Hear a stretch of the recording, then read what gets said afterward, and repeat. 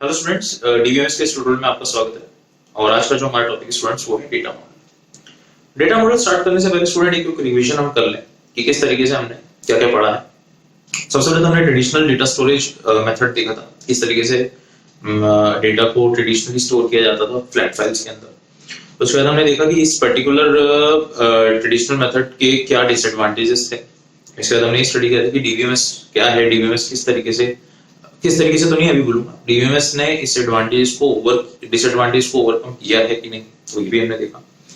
इसके बाद हमने ये देखा था कि डीबीएमएस कहां पे फिट हो रहा है with respect to traditional file storage system. तो अगर आपने वो ट्यूटोरियल्स नहीं देखे तो प्लीज जाके पहले वो ट्यूटोरियल्स देखें, उसके बाद ही आप इस चीज को समझ पाएंगे। तो स्टूडेंट्स, ये जो आगे जो कॉन्सेप्चुअल टॉपिक हमारा स्टार्ट हो रहा है डेटा मॉडल। डेटा मॉडल क्या करेगा? बेसिकली डेटा मॉडल जो है, हमें सबसे पहले डेटा मॉडल क्या है, एक कंसेप्चुअल टूल है।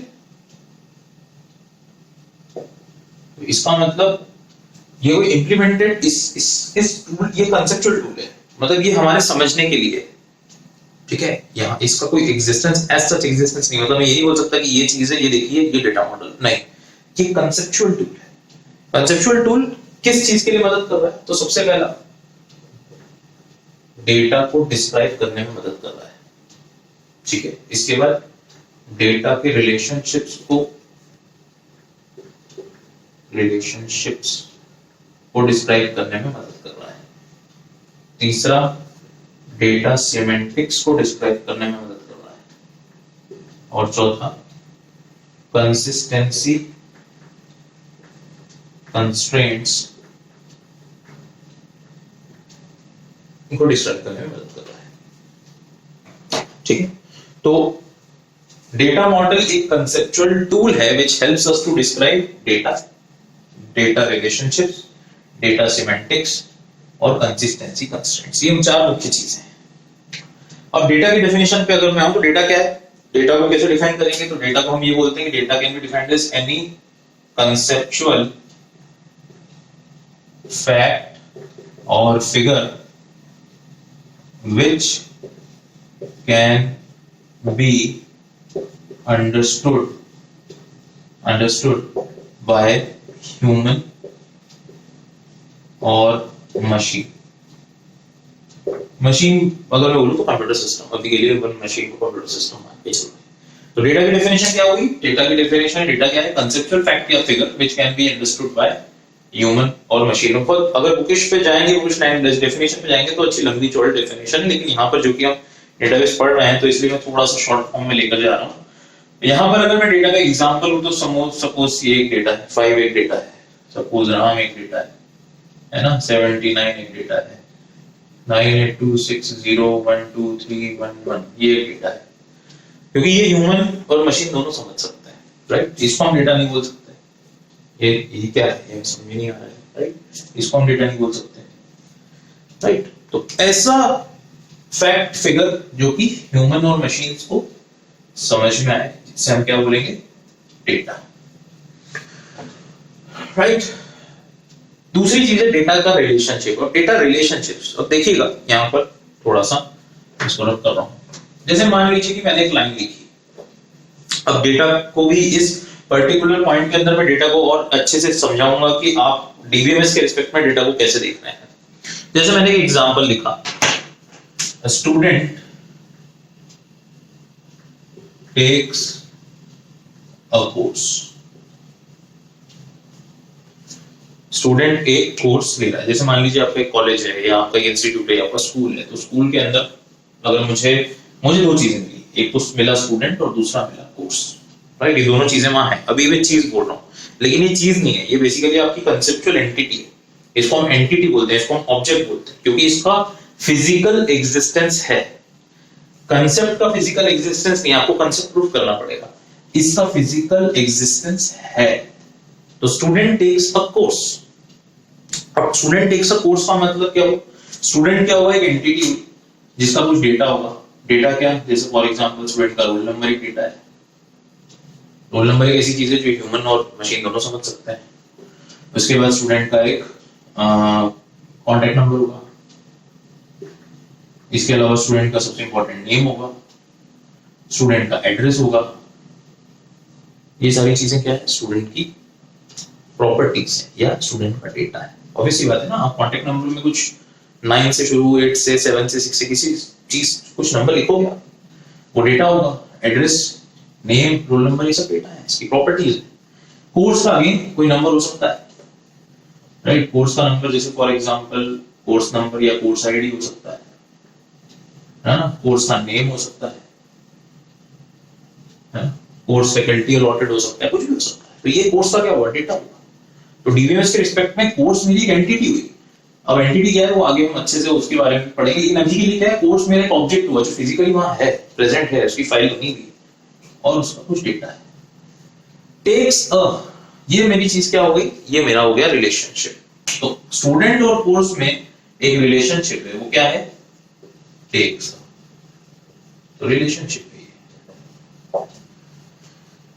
तो डेटा मॉडल जो है एक कंसेप्चुअल टूल है जो मुझे डेटा रिलेशनशिप को डिस्क्राइब करने में मदद करेगा। यानी कि इनके बीच में ये जो चीज मैंने ये जो खिचड़ी मैंने लिखी है, इसको डिस्क्राइब कैसे करना है, जिसकी मदद इसके लिए मुझे क्या हेल्प करने वाला है, कौन हेल्प करने वाला है, डेटा मॉडल। बहुत ही सिंपल सा कॉन्सेप्ट, ठीक है। अब आते हैं नेक्स्ट पॉइंट पे, डेटा के सिमेंटिक्स पे। डेटा का सिमेंटिक का मतलब आपको समझना पड़ेगा। सिमेंटिक एक ऐसी चीज है जैसे फॉर एग्जांपल अगर स्टूडेंट का रोल नंबर है, तो स्टूडेंट रोल नंबर, मैं एग्जांपल से समझाऊंगा, मैं अभी बुकिश डेफिनेशन नहीं दे रहा हूं। स्टूडेंट रोल नंबर मान लीजिए कुछ इस तरीके से स्टार्ट हो रहा है।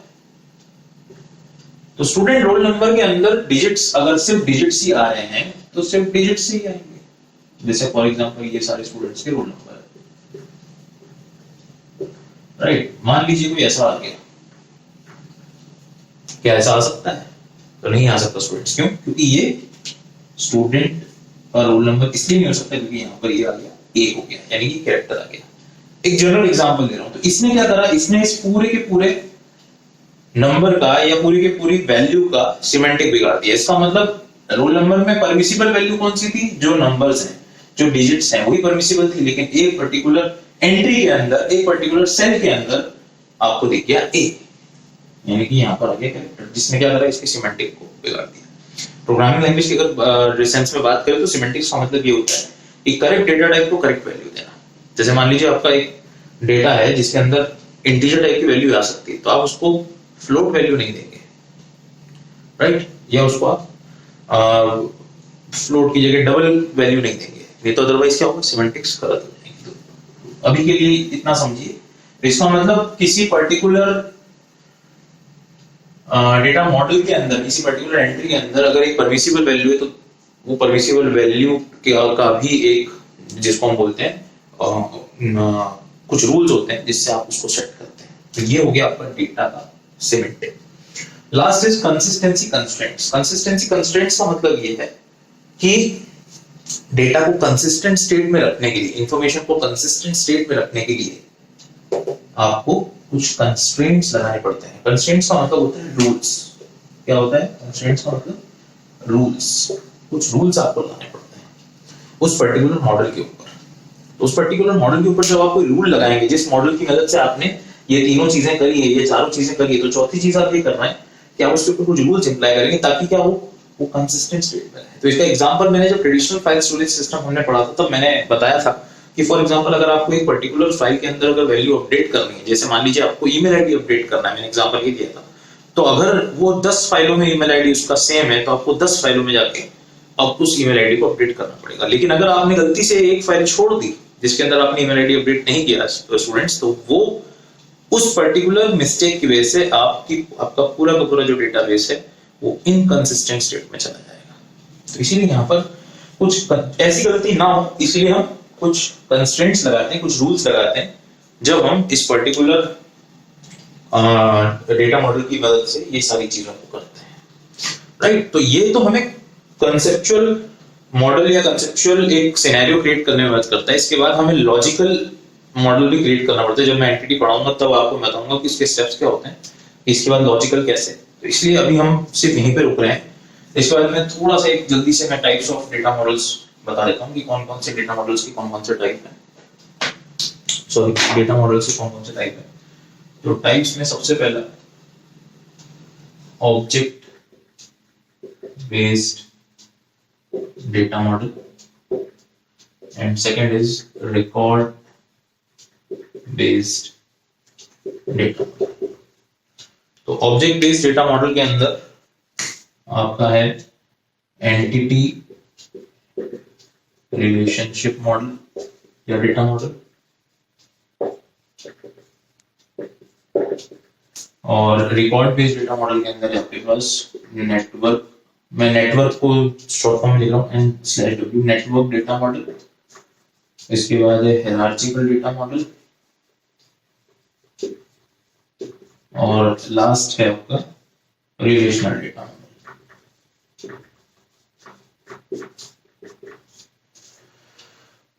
राइट, तो इसमें से हमारे जो इंटरेस्ट के डेटा मॉडल्स हैं वो है एंटिटी रिलेशनशिप डेटा मॉडल और रिलेशनल डेटा मॉडल। हमें नेटवर्क और हायरार्किकल पढ़ने की ज्यादा जरूरत नहीं है, ये दो हम पढ़ेंगे, जिसमें कि हम ये भी पढ़ेंगे कि इन दोनों के बीच में मैपिंग कैसे होती है। आपको अगर एंटिटी रिलेशनशिप मॉडल आपने बना लिया तो आप उससे कैसे रिलेशनल डेटा मॉडल क्रिएट कर सकते हैं, क्योंकि आखिर में हमारे लॉजिकल स्ट्रक्चर के लिए हमें यही काम में भी आएगा, तो इसीलिए हम इन दोनों को स्टडी करेंगे।